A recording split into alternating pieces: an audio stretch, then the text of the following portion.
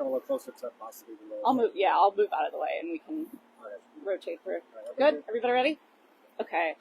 Thanks for your patience, and thanks for being here this evening. My name is Captain Krista Stedman, CHRISTA-STEDMAN, with the Austin Travis County EMS Public Information Office. This afternoon at approximately 5:13, we received multiple 911 calls reporting an incident in which a vehicle struck some pedestrians in front of this food truck behind me, and then the food truck subsequently caught on fire. Austin Travis County EMS paramedics were on the scene in less than 10 minutes, declared one patient a trauma activation, and transported that adult patient to a local trauma facility with serious, not expected to be life-threatening injuries. Austin Travis County EMS medics also transported an additional adult patient to a local trauma facility with minor non-life-threatening injuries and treated 2 adult patients on the scene, and those patients refused EMS. That's all I have for me. I'm going to hand it off to firefighter Rachel Lewis from the Austin Fire Department. Good evening. This call came in for the Austin Fire Department at 5:13 p.m. It came in for a traffic accident with multiple callers saying the food truck was hit by a vehicle as well as pedestrians were hit in the area. Upon reading the call notes, it was upgraded by Austin Fire Department to an additional higher call to support additional resources for the call. We arrived on scene to find a food truck on fire with multiple patients on the ground. Austin Fire Department proceeded to extinguish the fire and check for hotspots while working with Austin Travis County EMS medics to provide life-saving medical care to the patients. Thank you very much. All right. Good evening, everybody. My name is Officer Austin Zarling. That's AUSTINZARLING with the Austin Police Department Public Information Office. Today, at approximately 4:30 p.m., officers responded to a disturbance vehicle urgent at this location, which is approximately Elmont Drive and South Pleasant Valley Road, in reference to the complainant advised that her phone had been stolen. Officers conducted their investigation and unfortunately were unable to locate the phone thief and unable to locate the stolen phones. Due to our standard operating procedures, officers decided to write the incident up in a report so that a detective could follow up on it at a later time and hopefully catch the person who did this. Approximately 10 minutes after officers left, another call came in at the same location in reference to a crash hotshot, which is a high priority call for service, where officers usually respond lights and sirens and do not have any type of delay.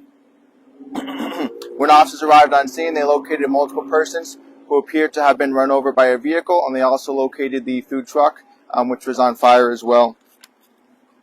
It appeared that 2 persons were transported to the hospital, and 2 persons had minor injuries. 1 person at the hospital is considered to have serious bodily injury.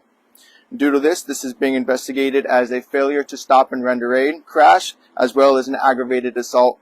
It appears that the female who first reported the phone theft earlier today was upset with the person who she believed to have taken the phone and used her vehicle to try and run over that person, and then consequently struck that person as well as other persons and the food truck, which then caught the food truck on fire.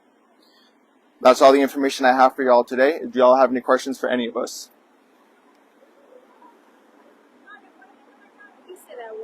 So you said that the woman who called, who thought the person that stole her phone, she was the driver? Correct. That's what we believe. At this time, that's the information that we have. Okay. Is she in custody? She's not in custody right now, but we do have good identifying information on her, so hopefully detectives can do their investigation, and if the detectives find probable cause to believe that she committed these crimes, then they can hopefully drop a warrant for her arrest. Do we know if the suspect and the victim in this case were related to each other in any kind of way previous to this incident, or was this a first meeting? So from my understanding, the one of the victims, which is the person she believed to have taken her phone, was her child's father. So one of the cases is, or one of the one of the cases is being investigated as an aggravated assault family violence. And is this information that you're getting from the person that was hit? This is information that we've obtained throughout our investigation, not from one specific person, just from witnesses and etc. Has anyone associated with the food truck, has they were injured at all or notified? I believe that there were 2 persons inside the food truck, and one of them was injured. But I don't know what the status of their injury is. That would be a better question maybe for Austin Travis County EMS or AFD if they have an answer for that. You want to run that by me again? Yeah, was there anyone injured in regards to people inside the food truck? So at this point, we don't know who was exactly where when the incident happened. We just have the information that I gave a moment ago. Anybody else? All right. Sir? I don't know the ages of the woman that was. I don't have any demographics on the female right now. No. And all the patients that we dealt with were adults. Yep. Is there specifically what type of vehicle that struck the food truck? I don't have that information right now. You can reach out to the Public Information Office for APD, and they may be able to give you that information at a later time. Do we have an exact cause of why the truck caught on fire due to the collision? Like, was there a burner that was still on? Or The burners were actively on at the time the food truck was in service, but we don't have a cause. We're still working to determine that. All right. Well, y'all have a great rest of your night. Thank you. Thanks, y'all.